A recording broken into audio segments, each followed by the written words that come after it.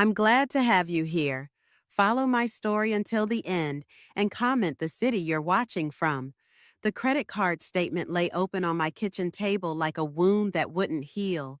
$17,000. Wedding flowers, catering deposits, venue fees, all charged to the card I'd foolishly added Brielle to for emergencies 3 years ago. My daughter's wedding expenses paid with my teacher's pension and the small inheritance from Everett's life insurance. I traced my finger along the itemized charges, each one a small betrayal. Enchanted Gardens Florist, $3,200. Bella Vista Reception Hall, $8,500. Morrison's Catering, $4,800. The numbers blurred as my eyes filled with tears I refused to let fall. At 62, I should have known better. I should have learned by now that my children's love came with price tags attached. The house felt cavernous around me, filled with the echoes of a family that had slowly, methodically erased me from their lives. Everett's reading chair still sat by the window. Though he'd been gone 4 years now, I'd kept everything exactly as it was the day he died, partly from grief, partly from the desperate hope that maintaining the familiar would somehow keep me tethered to a time when I mattered to someone.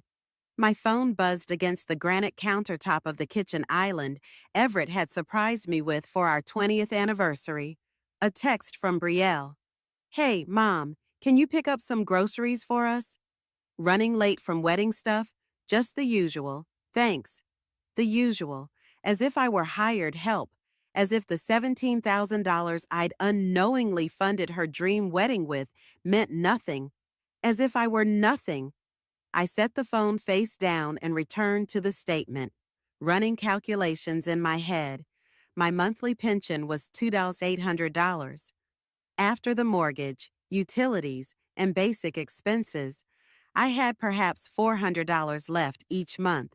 At this rate, paying off Brielle's wedding would take me years.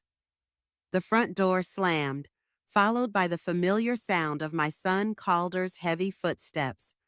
He'd moved back in 6 months ago after his divorce, claiming he needed time to get back on his feet. At 34, Calder had perfected the art of temporary arrangements that became permanent impositions. "Mom, I need to borrow your car tonight," he called from the hallway, not bothering to come into the kitchen.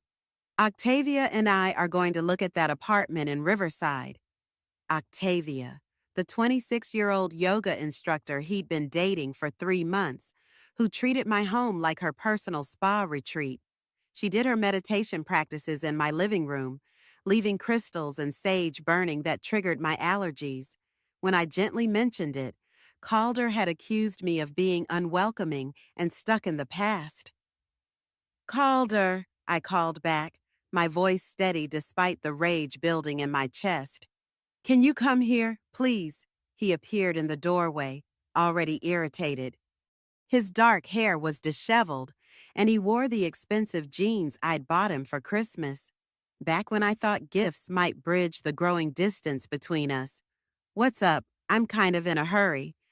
I gestured to the credit card statement. "Did you know about this?" Calder's eyes flicked to the papers, then away. A tale I'd learned to read when he was 10 years old and stealing cookies from the jar. "Know about what?" "Your sister charged $17,000 to my credit card for her wedding." A pause, then a shrug that made my blood run cold. "Yeah, she mentioned something about that. Look, Mom, it's just money. You can afford it, and Brielle's been so stressed about the wedding." "Just money." The words came out sharper than I intended. "Calder, this is my entire emergency fund. It's a loan," he said, examining his fingernails. "She'll pay you back eventually. Besides, you've got the house, your pension, you're fine." I stared at my son, this man I'd raised, whose scraped knees I'd bandaged, whose dreams I'd supported through 2 failed business ventures and a marriage that ended because he couldn't hold a job longer than 8 months, who now stood in my kitchen in my house, where he paid no rent, dismissing my financial security as inconsequential. When is Brielle's engagement dinner? I asked suddenly, changing tactics. Calder froze. What? The engagement dinner. I haven't received an invitation. When is it? Another pause. Longer this time. Oh, that. Yeah. I think they might have already had it, like a small thing. You know how Brielle is about keeping things intimate. The lie hung in the air between us like a physical thing. I could feel it settling into my bones, joining the accumulated weight of 1,000 small exclusions, dismissals, and casual cruelties. Birthday dinners I wasn't invited to. Grandchildren's recitals I learned about through Facebook posts. Family photos I wasn't included in because you never like how you look in pictures. Mom. I see. I folded the credit card statement carefully. Precisely. And the wedding will I be attending that? Of course you're invited to the wedding. Mom, don't be dramatic. Dramatic? As if asking to be included in my own daughter's life was theatrical overreach. Keys are on the hook, I said quietly. Try to have the car back by midnight. Calder grabbed the keys and paused at the doorway. For a moment, I thought he might apologize, might acknowledge the hurt in my voice. Instead, he said, "Oh, and Octavia's going to stay over tonight. We'll try to keep it down." The front door slammed again, leaving me alone with the credit card statement and the growing realization that somewhere along the way, I'd become a stranger in my own life. I walked to Everett's chair and sat down heavily. Outside, the neighborhood was settling into evening routines. Mrs. Duncan across the street was watering her garden. The Morrison kids were riding bikes in their driveway. Normal families doing normal things. While I sat surrounded by the debris of relationships I'd spent decades nurturing, only to discover they were built on my utility rather than my worth. My phone buzzed again. Another text from Brielle. Forgot to mention, can you handle the catering deposit for next month? It's only like $2,000. Dad's life insurance should cover it. Right? You're the best. Only $2,000. Dad's life insurance should cover it. Everett's life insurance, which had already been decimated by his medical bills. Calder's last business opportunity, and now Brielle's dream wedding. The life insurance that was supposed to ensure I could age with dignity. That was my safety net for the inevitable medical expenses and care I'd eventually need. I stared at the text until the words blurred. Then I did something I'd never done before in 34 years of motherhood. I deleted it without responding, but my silence wouldn't be enough.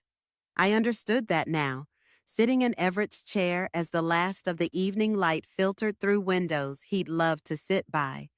Silence was just another form of enabling, another way of saying yes to people who'd forgotten how to hear no.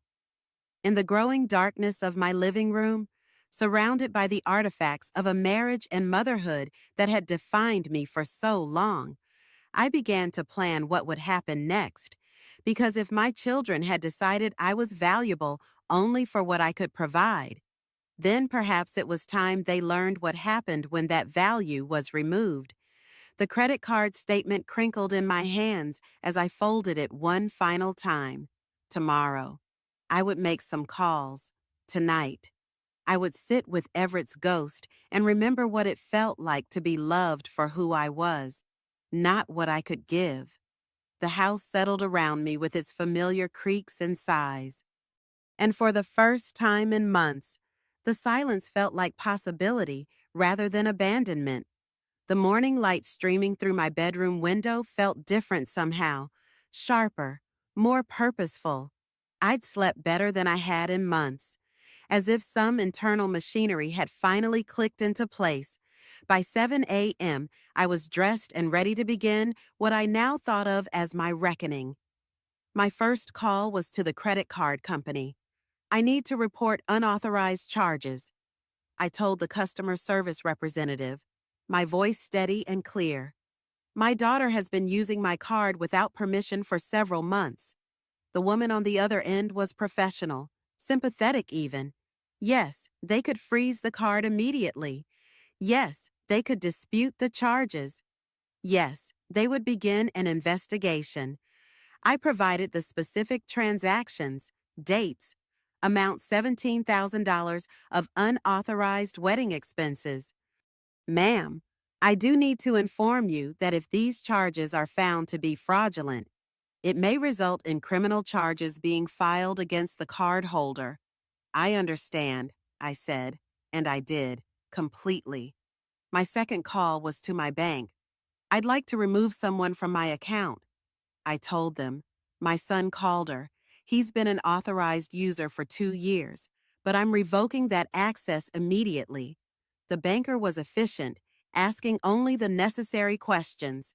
Within 10 minutes, Calder's access to my checking and savings accounts was terminated.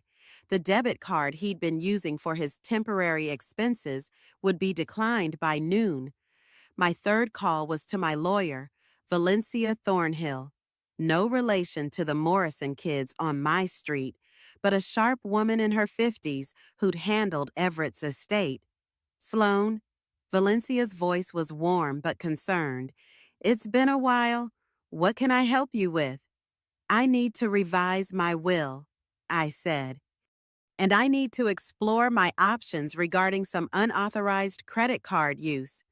We scheduled an appointment for that afternoon. By 9:00 a.m., I was sitting in my car outside Riverside Elementary, where I'd taught third grade for 32 years before retiring. The parking lot was busy with morning drop-offs, and I watched parents hurrying their children toward the building with lunchboxes and backpacks, the same daily ritual I'd witnessed for decades. My phone rang. Brielle. I let it go to voicemail. It rang again immediately. Then again. On the fourth call, I answered. Mom, thank God. Brielle's voice was frantic. Something's wrong with your credit card. The florist called saying the payment for the centerpieces was declined. The card has been frozen, I said calmly. What? Why, Mom? The wedding is in 6 weeks. We have vendors who need to be paid. The final payment for the venue is due Friday. I'm aware of the timeline. Brielle. A pause. Then her voice changed, taking on the wheedling tone she'd perfected as a teenager. Mom, come on. Whatever's wrong with the card, we can fix it. Just call them and tell them it's okay. These are legitimate charges. Are they? Because I don't recall authorizing $17,000 in wedding expenses. You said I could use the card for emergencies. The wedding deposits were emergencies. If we didn't pay them, we'd lose the venues, the vendors. Your wedding is not my financial emergency. Brielle. The silence stretched between us.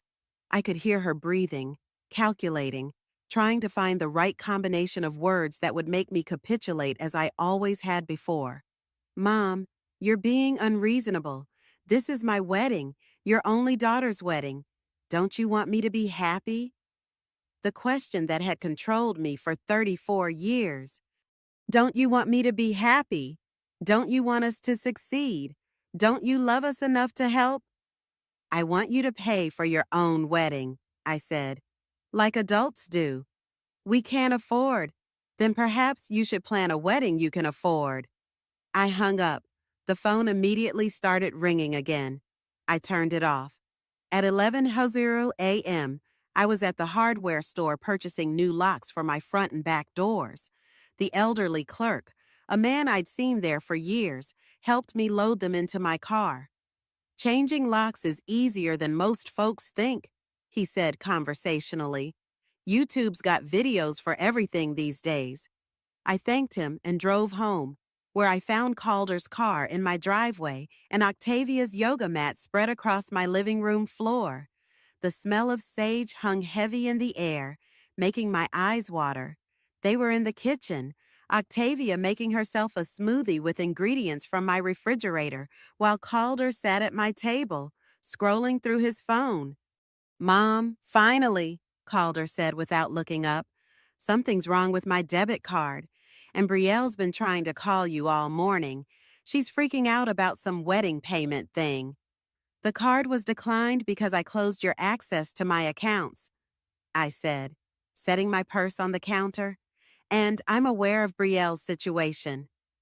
Octavia looked up from the blender, her perfectly highlighted hair catching the light. Oh my God, Sloan, you scared us.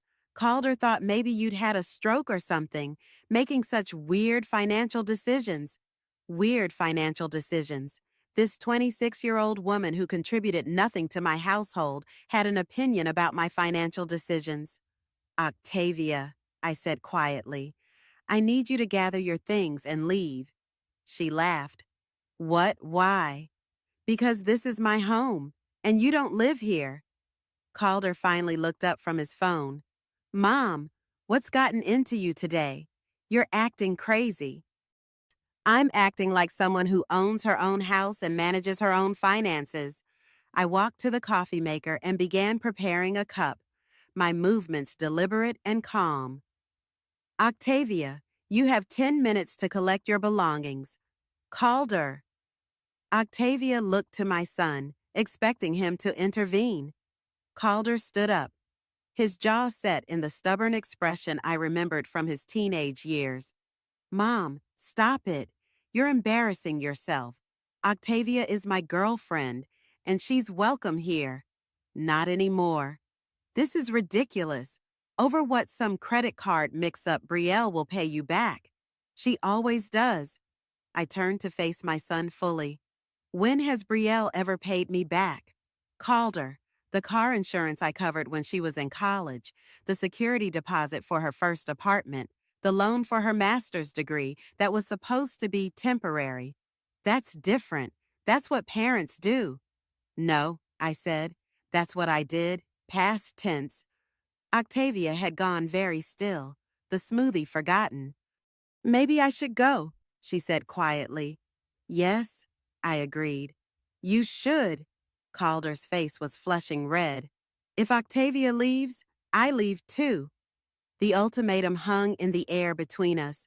For 34 years, those words would have terrified me. The threat of my children withdrawing their presence, their love, their approval had been the ultimate weapon in their arsenal. I sipped my coffee and found it perfect. Your choice, I said, but if you leave, you don't get to come back whenever it's convenient. You don't mean that. But I did mean it, and something in my expression must have conveyed that because Calder's confident demeanor faltered. Mom, come on, let's talk about this rationally. You're upset about the money thing. I get it. But throwing away your family over some credit card charges. I'm not throwing away my family, Calder. I'm simply declining to continue funding adults who treat me like an ATM with a kitchen. Octavia gathered her yoga mat and crystals with impressive speed. I'll wait in the car, she murmured to Calder, practically fleeing the kitchen. My son and I stood facing each other across the kitchen island, the same island where I'd served him countless meals, helped with homework, listened to his dreams and disappointments, where I'd comforted him through his divorce and celebrated his small victories. This isn't you, Mom, he said, his voice softer now, trying a different approach. You're not cruel. You don't cut people off. You're the one who keeps the family together. I agreed. But keeping a family together requires more than one person's effort. My phone, which I turned back on, buzzed with another call from Brielle. I looked at the screen and deliberately let it go to voicemail. Brielle's probably crying right now, Calder said. Her wedding is ruined. Her wedding is not ruined. She simply needs to find a way to pay for it herself. With what money she's a teacher, Mom, she makes nothing. I was a teacher too, Calder, for 32 years. I managed to pay for my own wedding. That was different. Things cost less then. Things cost less because people planned according to their means. Calder was quiet for a long moment, studying my face as if seeing me clearly for the first time in years. "What do you want from us?" he asked finally. It was a good question. What did I want from them? An apology, a recognition of how they'd taken advantage of my love, a promise to change. "I want you to be adults," I said. "I want you to take responsibility for your own lives and decisions. I want you to stop treating me like a resource to be exploited. And if we don't, then you'll discover what life looks like without my financial support." Calder grabbed his jacket from the back of the chair. "Fine. You want to play hardball. We can play hardball. But don't expect us to come crawling back when you get lonely and realize you've alienated the only people who love you." "The only people who love you?" The casual cruelty of it took my breath away for a moment. "Goodbye, Calder," I said. He slammed the door hard enough to rattle the windows. I finished my coffee in the sudden quiet of my kitchen, then went to get the new locks from my car. I had work to do. The new locks were installed by 300 p.m., and I tested them twice to make sure they worked properly. The clicking sound they made solid. Decisive, felt like a door closing on one chapter of my life and opening to another. I kept one key and secured the other in my jewelry box next to Everett's wedding ring. My appointment with Valencia Morrison was at 4 Horburn. Her office downtown still smelled of leather and old books. The same comforting scent I remembered from when she'd helped us navigate Everett's final months. Valencia herself looked exactly the same. Silver hair pulled back in a neat bun, reading glasses perched on her nose, sharp eyes that missed nothing. "Sloan," she said, gesturing to the chair across from her mahogany desk. "You sounded upset on the phone. Tell me what's happened." I laid out the situation methodically. The unauthorized credit card charges, the pattern of financial exploitation, the casual dismissal of my concerns, the exclusion from family events. Valencia took notes, occasionally asking clarifying questions, her expression growing more serious with each detail. "How long has this been going on?" she asked when I finished. "Years," I admitted. "But it's escalated since Everett died. I think they see me as—" I searched for the right words. "As a resource rather than a person." Valencia set down her pen and leaned back in her chair. "Sloan, what you're describing could constitute financial elder abuse.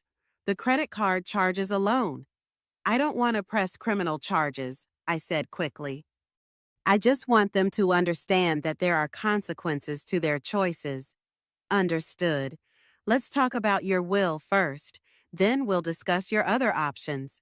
My current will, drafted shortly after Everett's death, left everything equally between Calder and Brielle: the house, my retirement accounts, Everett's life insurance policy, all split down the middle with Calder as the executor.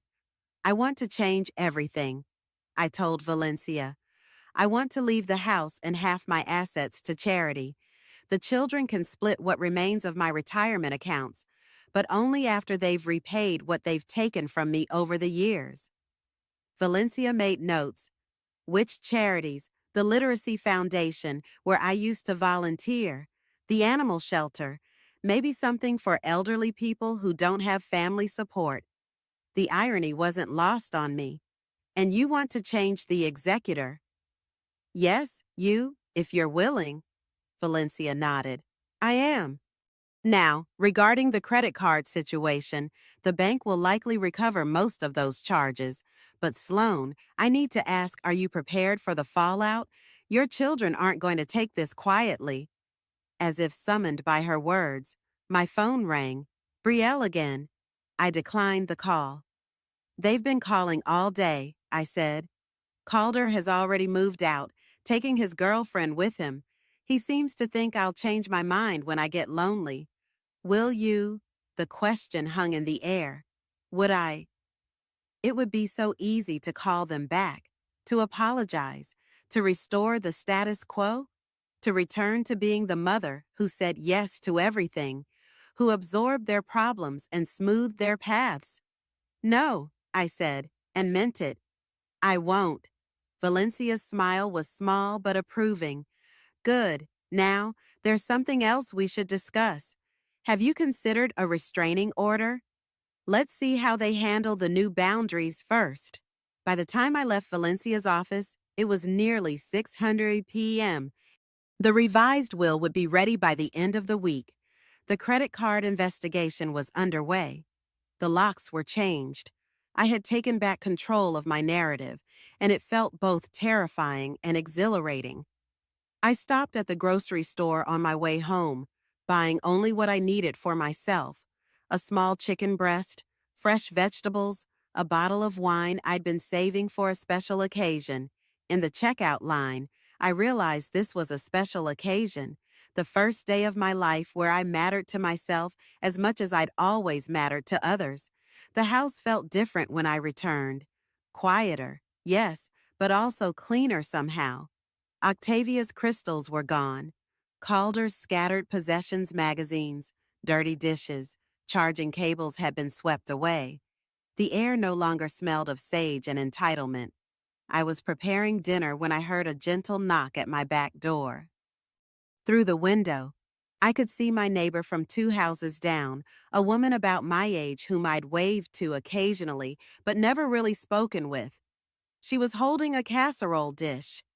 I opened the door cautiously. "Hi," she said, offering a tentative smile. "I'm Zadie Blackwood. I live in the blue house with the garden. I hope I'm not intruding." But I noticed there was some commotion earlier, raised voices, and I saw a young man leaving with suitcases. She paused, looking embarrassed. "I wanted to make sure you were okay." Zadie Blackwood. Mrs. Blackwood. I'd been watching her tend her garden for years, admiring her roses and vegetable plots, but we'd never done more than exchange pleasantries about the weather. "I'm fine," I said automatically, then caught myself. "Actually, that's not entirely true. I'm having a difficult day, but I'm handling it." "Would you like some company while you handle it?" she asked, lifting the casserole dish slightly. "I made too much lasagna, and eating alone gets old after a while." There was something in her eyes, a recognition. Perhaps the understanding of one woman who'd been alone for a while speaking to another. "I was just opening a bottle of wine," I found myself saying.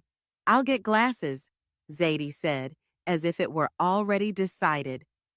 40 minutes later, we were sitting at my kitchen table, sharing her excellent lasagna and my carefully hoarded Pinot Grigio. Zadie was a widow, too. Her husband had died 3 years ago from the same cancer that had taken Everett.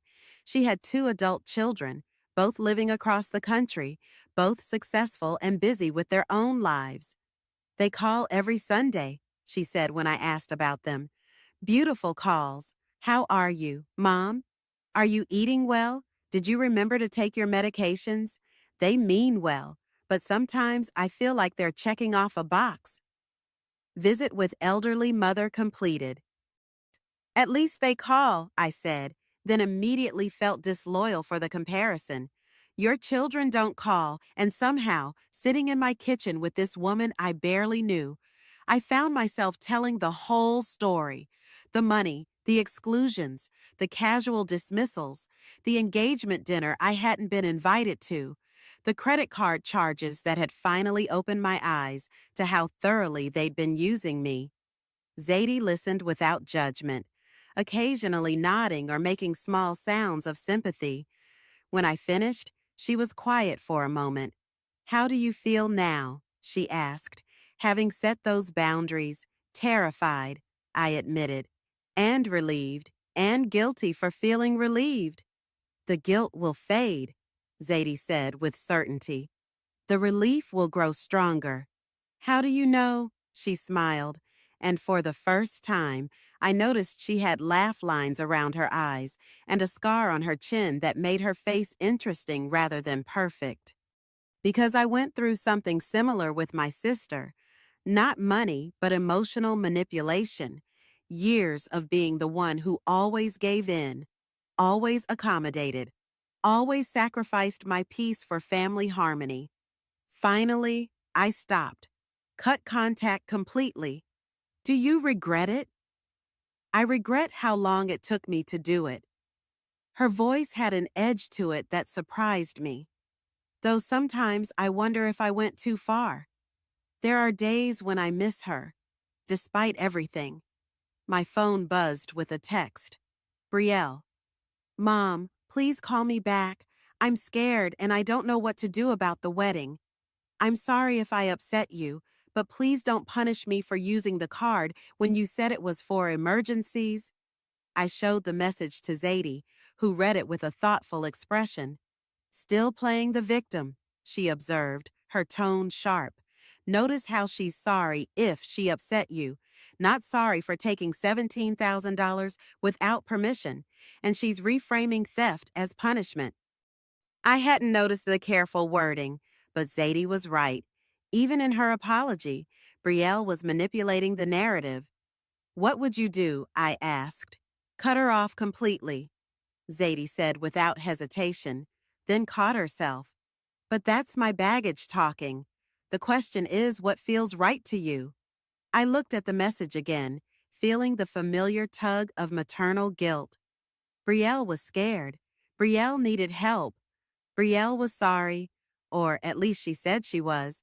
But underneath that guilt was something new, a clear-eyed recognition of the pattern, the crisis, the appeal to my emotions, the subtle blame shifting, the expectation that my love would override my judgment. I deleted the message without responding. Good, Zadie said simply, but there was something in her expression, a flash of something harder, almost vindictive, that made me wonder if her own family story was more complicated than she'd let on. We talked until nearly 10:00 p.m. about books and gardening and the peculiar loneliness of widowhood, about children who saw their parents as ATMs and the difficulty of loving people who didn't see you clearly, about the courage it took to choose your own peace over others' expectations. When Zadie finally left, promising to return the lasagna dish the next day, I felt something I hadn't experienced in years, the beginning of a friendship that wasn't based on what I could provide, but on who I was. I was washing our wine glasses when my phone rang one more time. Calder. Mom. His voice was different, less confident, more uncertain. Look, maybe we got off on the wrong foot today. Octavia and I are staying at her place tonight, but I wanted to call and, I don't know, talk. I'm listening. The debit card thing really messed us up. I had to pay for dinner with quarters I found in the car. He paused, clearly expecting me to offer to fix the problem. When I didn't, he continued, Brielle's really upset. She's been crying all day. The wedding venue called and said if they don't get the final payment by Friday, they're canceling the booking. That sounds stressful for her. Another pause. Mom, I don't understand what's happening. You're acting like a stranger.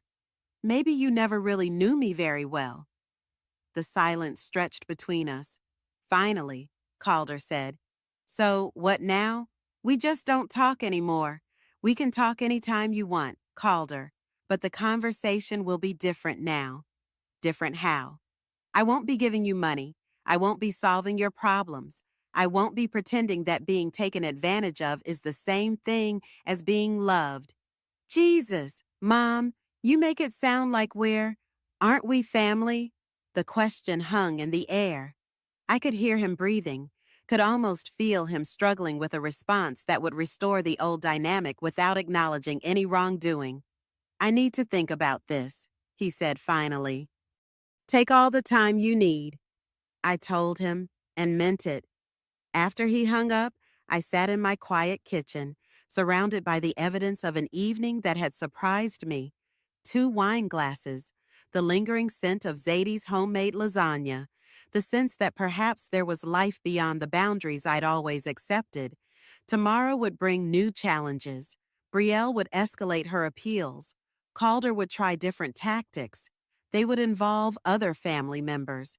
mutual friends, anyone who might pressure me to return to my former role.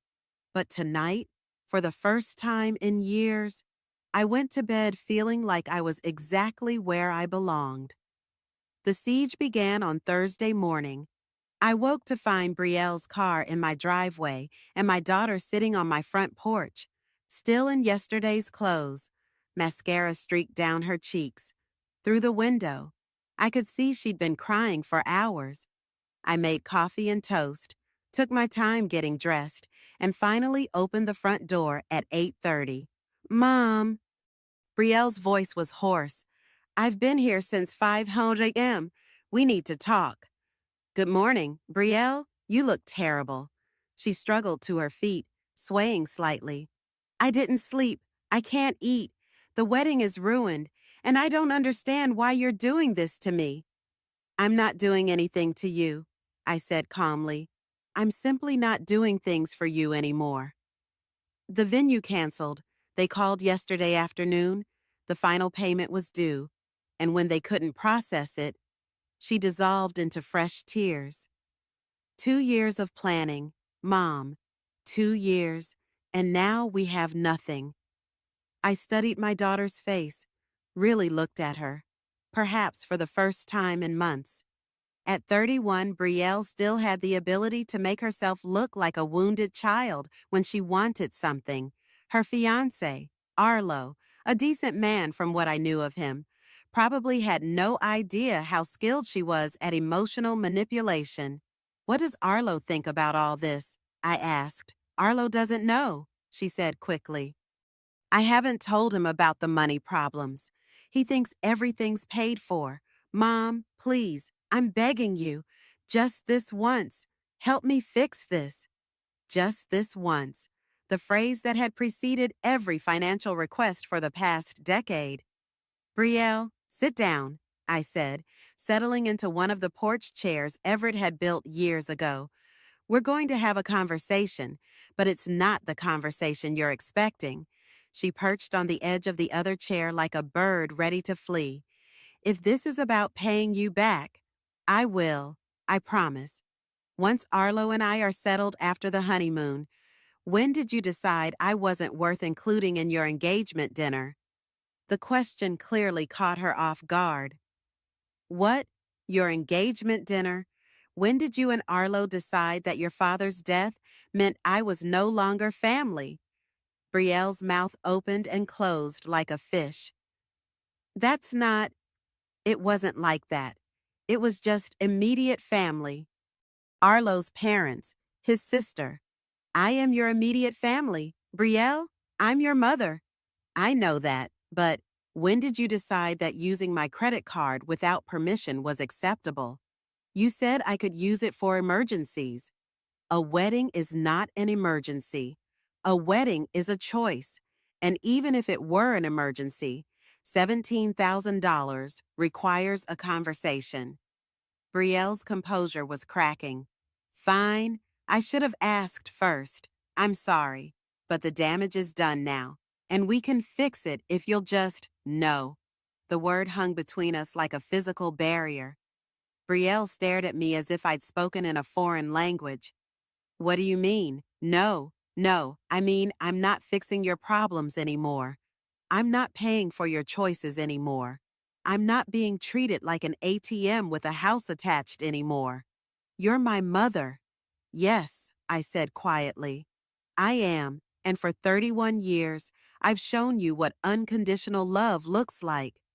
I've sacrificed, supported, and enabled you through every crisis and poor decision. And in return, you've learned to see me as a resource rather than a person. Brielle was crying again, but these tears were different. Angry, frustrated. So what? You're just going to abandon me? Let my wedding be ruined because you're having some kind of midlife crisis? I'm 62. Brielle, if I'm having any kind of crisis, it's a late life awakening.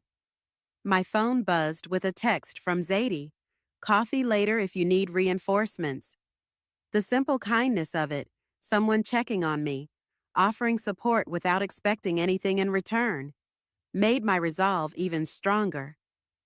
I need you to leave now, I told Brielle. You're welcome to come back when you're ready to have an adult conversation about how we move forward. An adult conversation? Brielle's voice rose. You want an adult conversation? Fine. Here's adult. You're a lonely old widow who's driving away the only people who care about you. You'll end up dying alone, and it'll be your own fault. The cruelty of it was breathtaking. Everett had been dead 4 years, and she was weaponizing my grief and fear of abandonment to manipulate me into compliance. Goodbye, Brielle, I said, standing up and walking toward my front door. Mom, wait. The panic in her voice was real now.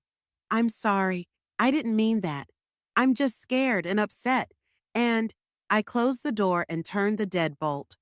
Brielle pounded on the door for several minutes, alternating between apologies and threats before finally driving away. I watched from my window as she sat in her car for another 20 minutes, probably calling Calder or Arlo or anyone who might convince me to change my mind. Around noon, the cavalry arrived. First came Calder's ex-wife, Imani, someone I'd always liked despite the divorce. She rang the doorbell and stood on my porch with her hands clasped in front of her, looking uncomfortable. Hi, Sloan, she said when I opened the door. Calder asked me to come talk to you. How are you, Imani? How are the kids? They're good, growing fast. She shifted her weight. Look, I don't really want to be in the middle of this, but Calder said there's some kind of family emergency. There's no emergency, I said. There's a consequence. I invited her in for coffee and told her the truth about the financial exploitation, the exclusions, the pattern of taking advantage of my love and generosity. Imani listened with growing discomfort. I had no idea, she said finally. Calder always made it sound like you were happy to help. I was, past tense. He's really struggling. Sloan, the divorce was expensive, and his job situation. She trailed off, realizing she was making my point for me. Imani, you managed to support yourself and 2 children on a teacher's salary. If Calder is struggling, it's because he's never learned to live within his means. She left shortly after, clearly regretting her involvement. At 2 p.m., Arlo arrived. Brielle's fiancé was a software engineer, quiet and thoughtful, someone who'd always treated me with respect. When I opened the door, he looked genuinely distressed. Mrs. Whitaker, he said, I hope you don't mind me coming by. Brielle told me about the wedding situation, and I wanted to apologize. This I hadn't expected. Apologize for what, Arlo? I had no idea Brielle had charged so much to your credit card without asking. She told me you'd offered to help with the wedding expenses, and well, I thought it was your gift to us. He ran his hand through his hair. If I'd known she was taking money without permission, I never would have allowed it. For the first time in days, I felt a flicker of hope. Here was someone taking responsibility, showing genuine remorse. Come in, I said. Let's talk. Arlo explained that Brielle had been handling all the wedding finances, telling him that everything was covered. He'd offered to contribute more, but she'd insisted it was handled. He'd had no idea about the credit card charges, the unauthorized access to my accounts, or the pattern of financial dependency. I love Brielle, he said, but I'm starting to see some things about her that concern me, such as the way she talks about you sometimes, like you're supposed to solve all her problems. And when I suggest we should pay our own way, or maybe have a smaller wedding, she acts like I'm being unreasonable. He paused. Is this why you weren't invited to the engagement dinner? My heart clenched. You noticed that. I asked Brielle about it. She said you were busy that weekend, that you declined to come. But something about her answer felt off. I told him the truth about that, too. About learning from Calder that I'd been excluded. About the pattern of being left out of family gatherings. about being made to feel like an inconvenience in my own daughter's life. Arlo's face grew increasingly troubled. Mrs. Whitaker, I'm so sorry. I had no idea. If I'd known, I would have insisted you be included. What will you do now? I asked. I don't know, he admitted.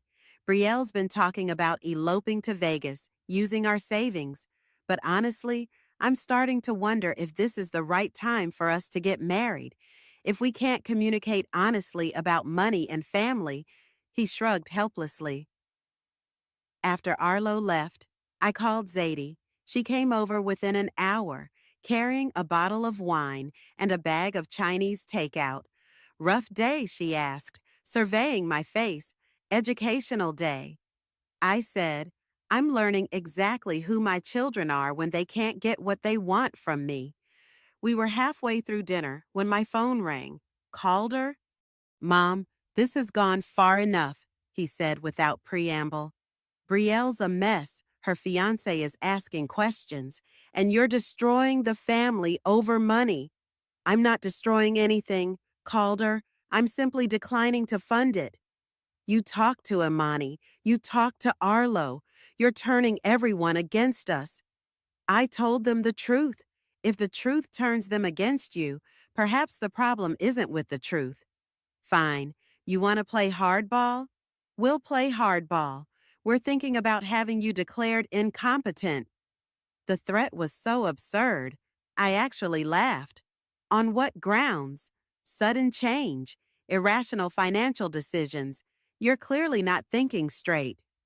Zadie, who could hear Calder's raised voice through the phone, rolled her eyes and mouthed, Amateur. Calder, I said calmly. I've revised my will. I've consulted with my attorney. I've made carefully considered financial decisions that protect my assets from unauthorized use.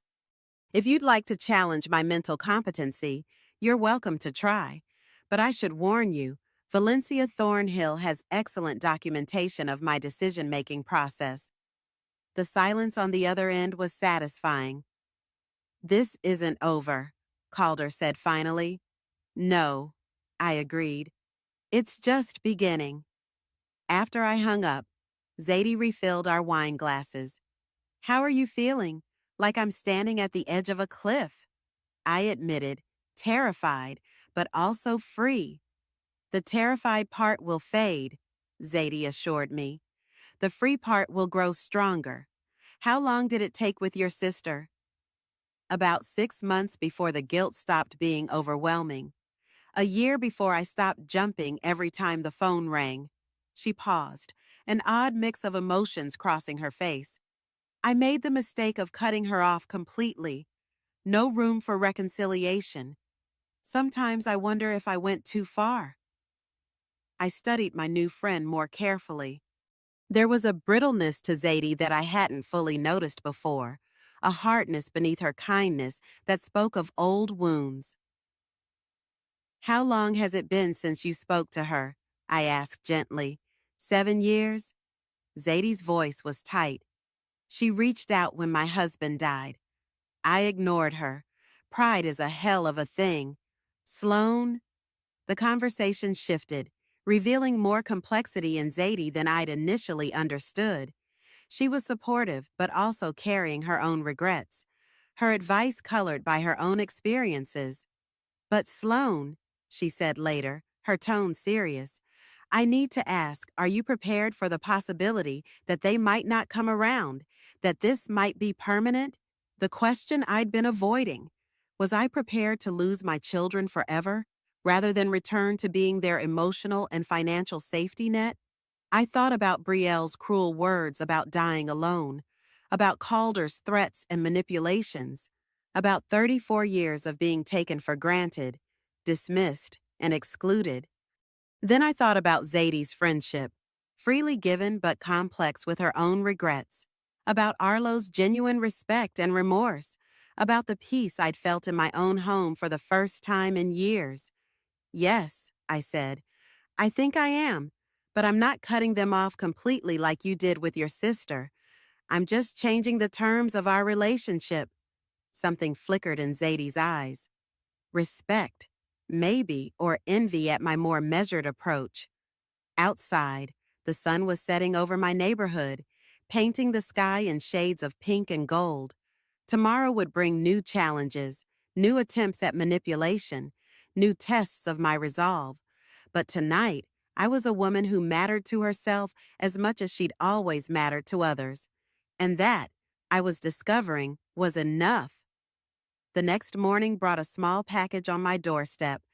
Inside was a handwritten note from Arlo. I thought you might want to see these. I'm sorry you weren't there. Aimee.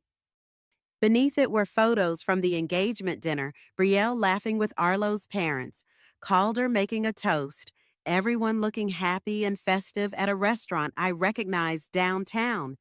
The pain of exclusion washed over me again, but this time it was tempered by Arlo's kindness in acknowledging what had happened. I was drinking my morning coffee when Zadie called. "Just checking in," she said. "How are you holding up? Better than expected," I told her. "Arlo sent me pictures from the engagement dinner. Nice of him. Think he'll stick around with Brielle." "I'm not sure." I hesitated. "Zadie, can I ask you something personal about your sister?" There was a pause. "What about her? Do you ever think about reaching out to her now, trying to establish a healthier relationship?" The silence stretched for so long, I thought she might have hung up. "I wouldn't know how," she finally said, her voice barely audible. "Too much time has passed. Too many things were said. Or not said. It's never too late to try," I suggested gently. "Some bridges stay burned. Sloan." Her tone had turned harsh, defensive. "Look, I need to go. I have an appointment. Let's talk later." She hung up before I could respond, leaving me with the unsettling feeling that my newfound friendship was more complicated than I'd realized. Zadie had her own demons, her own regrets. Her advice, while valuable, came from a place of pain as well as wisdom. I spent the day focusing on myself reading, gardening, calling the Literacy Center about volunteer opportunities. By afternoon, I felt steadier, more centered than I had in years. That evening, my phone rang with an unfamiliar number. "Mrs. Whitaker? This is Donald Kent from Bella Vista Reception Hall. I'm calling about your daughter's wedding booking." "Yes, Mr. Kent?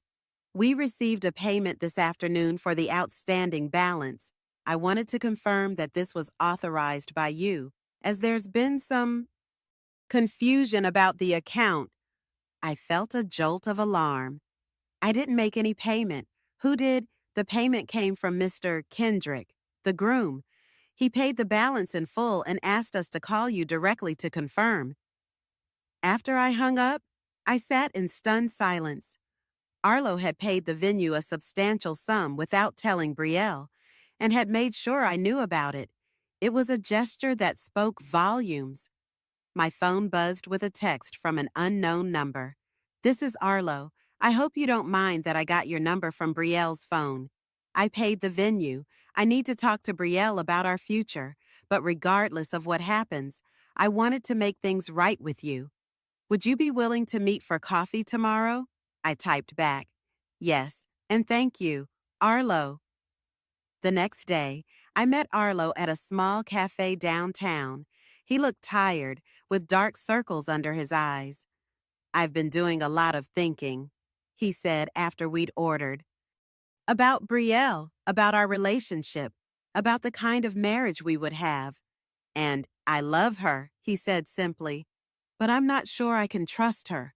Not just about money, but about how she treats the people she's supposed to care about, the way she talked about you, the things she said.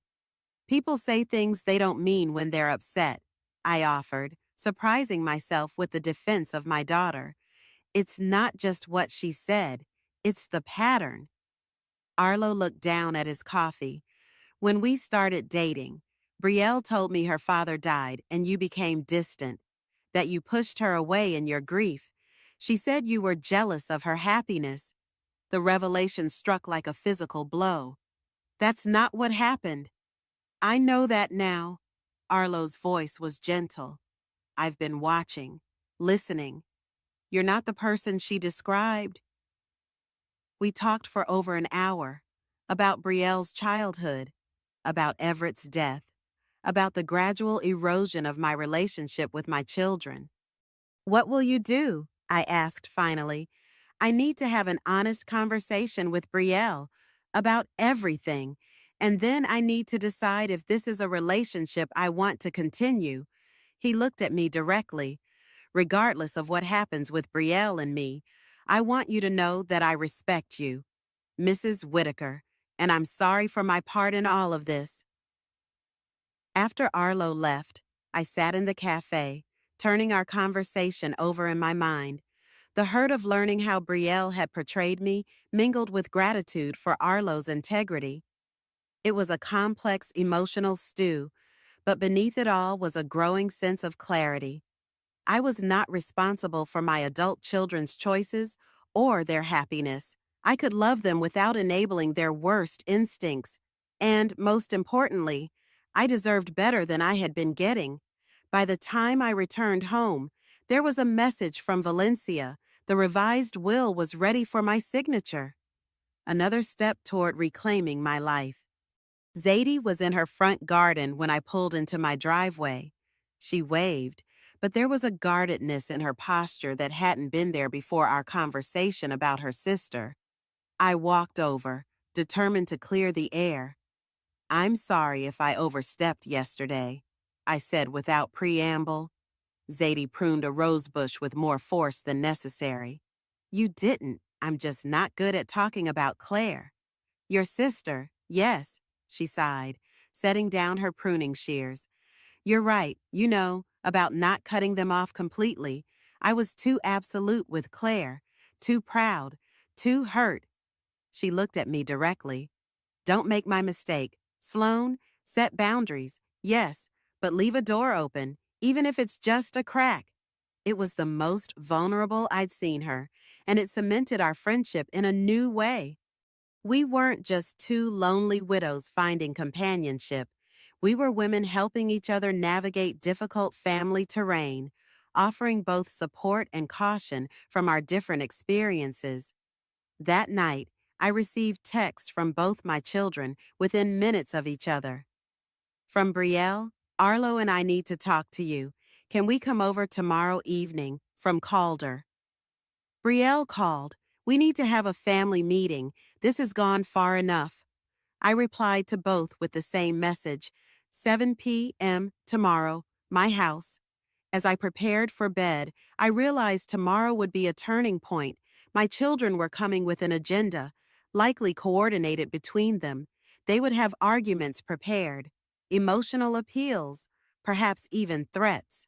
But for the first time in our adult relationship, I was meeting them as an equal, not as an infinite resource of support and forgiveness. Whatever happened tomorrow, I would not be returning to the status quo, moyonko. The woman who had let herself be used was gone, replaced by someone who valued herself too much to accept scraps of affection in exchange for unlimited giving. Outside, a storm was brewing, thunder rumbling in the distance. I fell asleep to the sound of rain against the windows, feeling oddly peaceful despite the confrontation to come. 3 weeks later, I was in my garden when Arlo's car pulled into my driveway. The past 21 days had been the quietest of my adult life. No frantic phone calls about emergencies, no unexpected visitors demanding money or solutions, no one treating my home like a hotel or my bank account like a community resource. Zadie and I had fallen into an easy routine of morning coffee and evening walks. We'd had our disagreements. She was more cynical than I about the possibility of reconciliation with my children, but our friendship had deepened through honest conversation. She'd even mentioned possibly reaching out to her sister after all these years, inspired by my more measured approach, and I'd begun to remember what it felt like to live for myself. The credit card company had ruled in my favor, $17,000 in unauthorized charges reversed with a notation in their file about potential fraud. Brielle would face no criminal charges, but she would also receive no wedding funding from my compromised account. Arlo looked different as he walked up my front path. Thinner, perhaps, and definitely more serious. He carried an envelope in his hand. "Mrs. Whitaker," he said when I answered the door. "Do you have a few minutes?" "Of course. Would you like some iced tea?" We sat on the back patio where Everett's roses were finally blooming again after years of my neglectful care.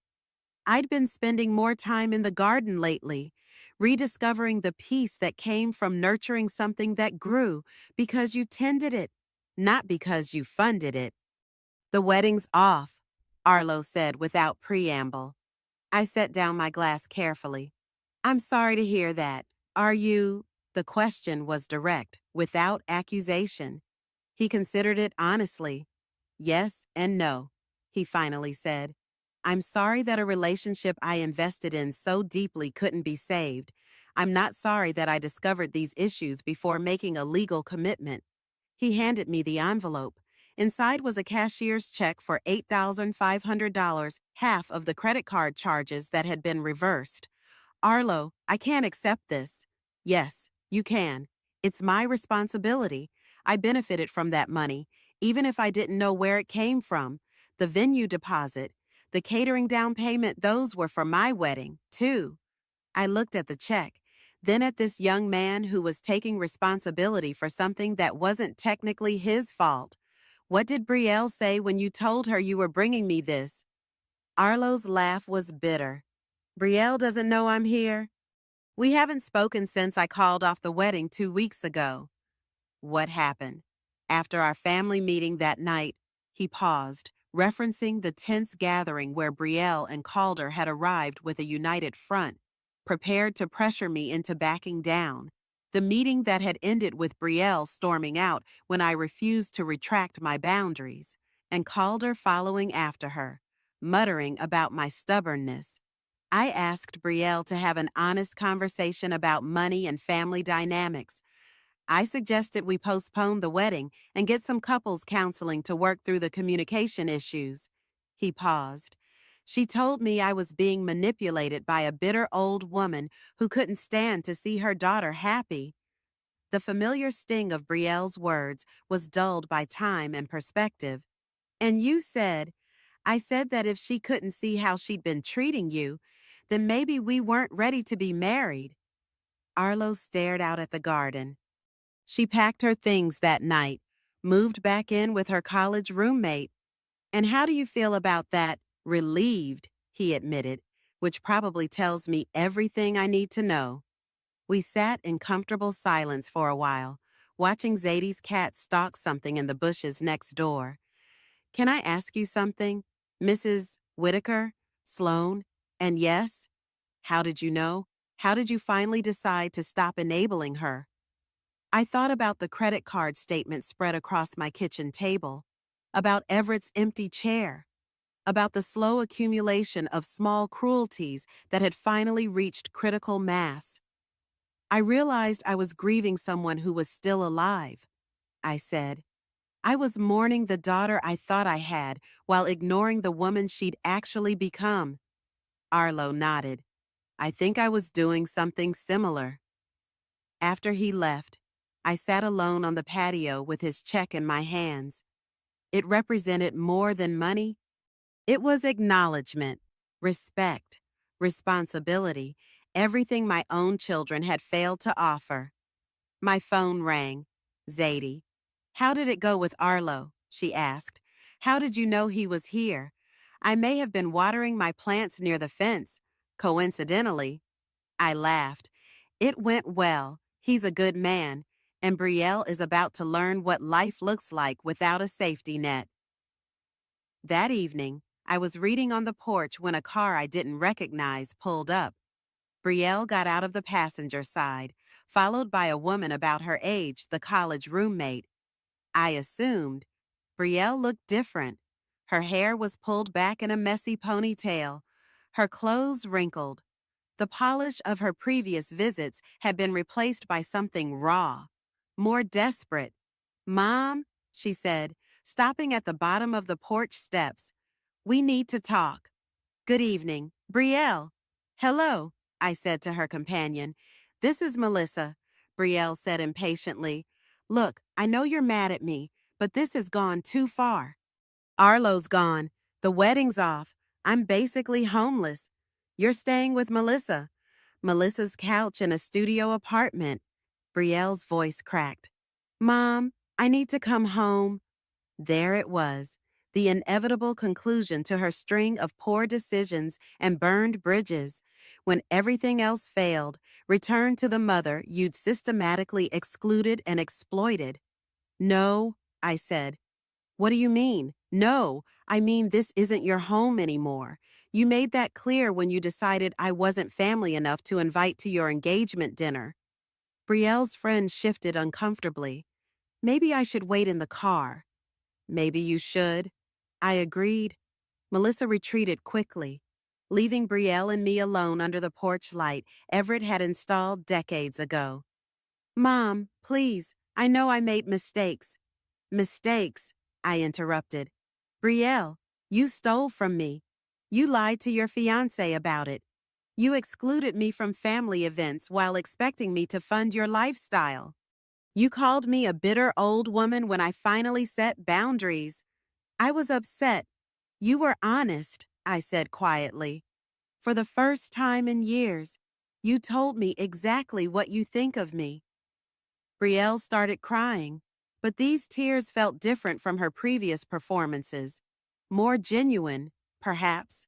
Or maybe I'd simply become immune to the manipulation. "I don't have anywhere else to go," she whispered. "You're 31 years old, Brielle. You have a master's degree and a teaching job. Figure it out. You're really going to let me be homeless? You're not homeless. You have options. You simply don't like them." Brielle wiped her nose with the back of her hand. "What do you want from me?" "An apology." "Fine. I'm sorry. I'm sorry I used your credit card. I'm sorry I didn't invite you to the dinner. I'm sorry I said those things about you dying alone." The apology felt hollow, delivered like a transaction. Sorry as currency? Remorse as payment for restored privileges. "What are you sorry for, Brielle?" "I just told you." "No, you told me what you did. I'm asking what you're sorry for." She stared at me, clearly confused by the distinction. "I don't understand what you want me to say."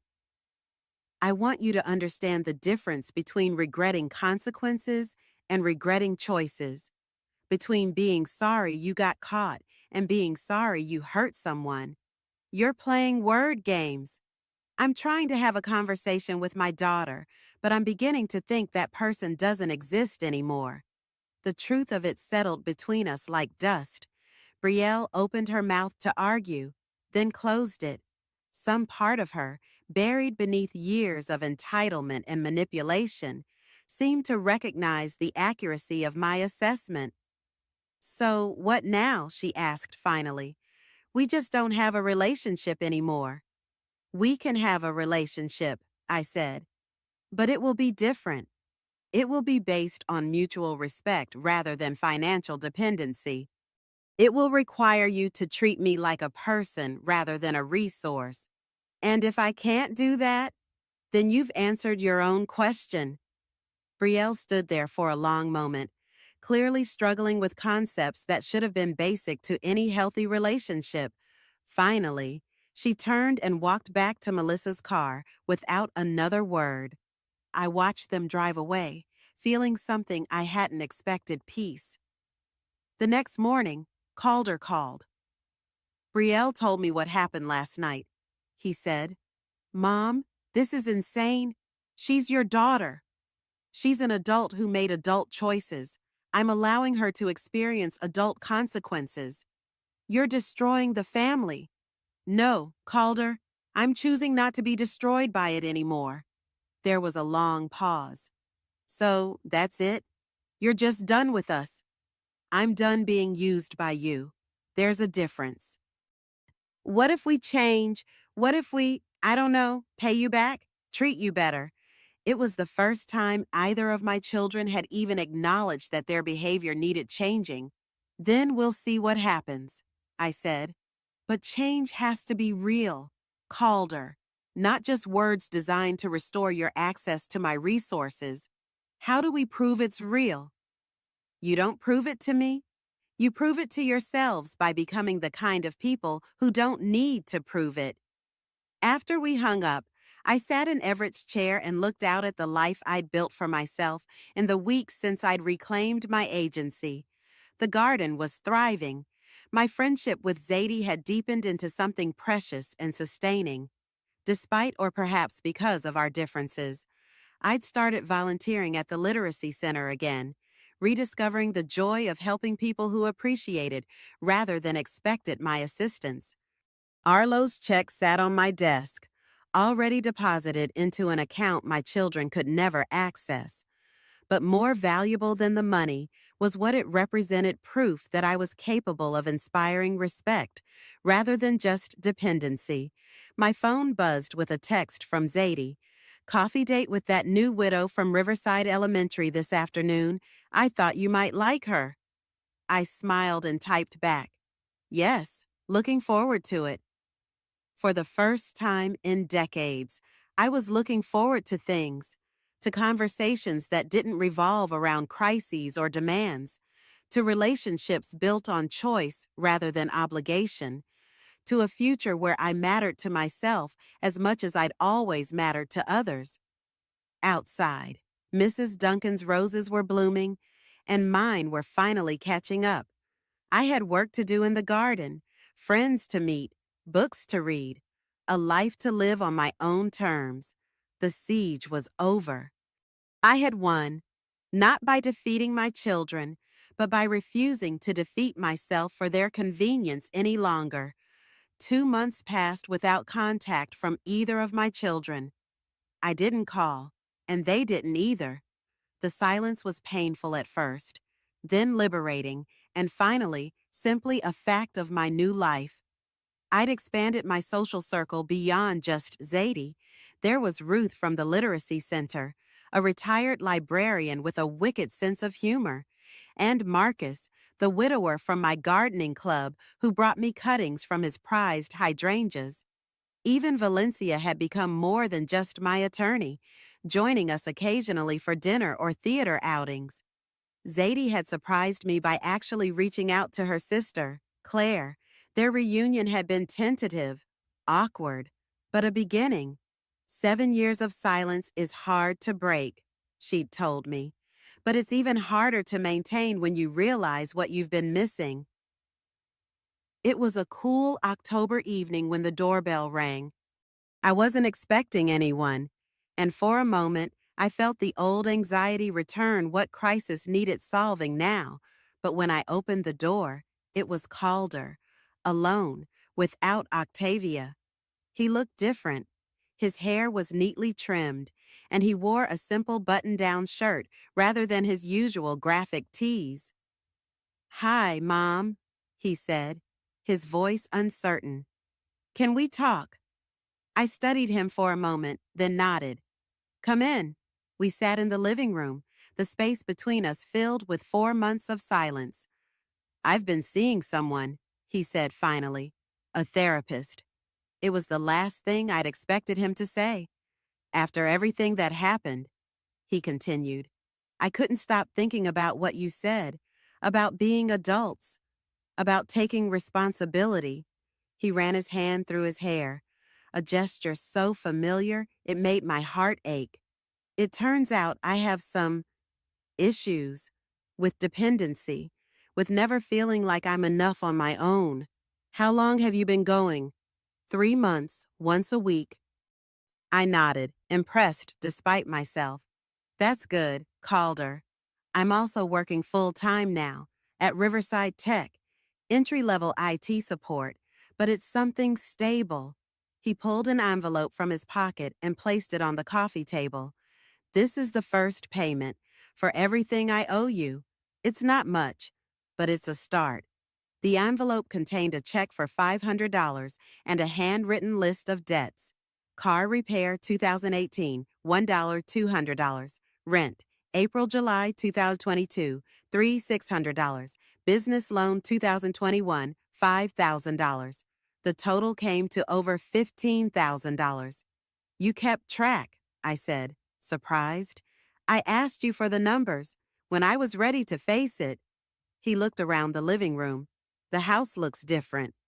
I've been redecorating, making it more my own.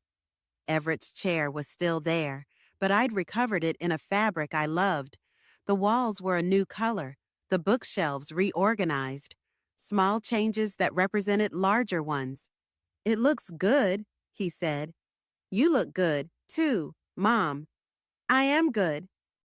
Have you heard from Brielle? No, have you? He nodded. She's living with Dad's sister in Arizona. Took a teaching job at a private school there. She's not ready to talk about any of this yet. The news of Brielle's relocation stung, but I wasn't surprised. She'd always been more absolute in her responses, more prone to dramatic gestures. And you, I asked, why now? Calder was quiet for a moment. Because I miss my mom. Not the bank of mom. Not the hotel mom. Just my mom. The simplicity of it, the honesty, brought tears to my eyes for the first time in months. I've missed you too, I admitted. Can we try again? Not like before, but something new. I thought about Zadie's advice about leaving a door open, about the difference between boundaries and barriers. Yes, I said. We can try. I'd like to come for dinner sometimes, maybe help with the garden, if that's okay. I'd like that. As Calder was leaving, he paused at the door. Mom, thanks for not giving up on me completely. I didn't give up on you, Calder. I just stopped giving up on myself. He nodded, understanding in his eyes that wouldn't have been there 4 months ago. After he left, I called Zadie to share the news. Well, well, she said. Prodigal son returns. Think he means it. Time will tell, but he's putting in the work. And Brielle, in Arizona, not ready yet. Some take longer than others. There was a knowing quality to Zadie's voice. Claire and I lost 7 years. Maybe Brielle will come around sooner. Maybe, but I'm not waiting for her to define my happiness anymore. That night, I added a note to my revised will. The house and half my assets would still go to charity, but I made provisions for both my children to receive more if they demonstrated sustained change, not just in how they treated me, but in how they lived their lives. It wasn't about control or manipulation. It was about encouraging the values I'd tried to instill in them long ago. Valencia had raised an eyebrow when I explained the condition. Legally, it's tricky to enforce. How do you define sustained change? You'll know it when you see it. I'd told her, just like I will. The next morning dawned clear and bright.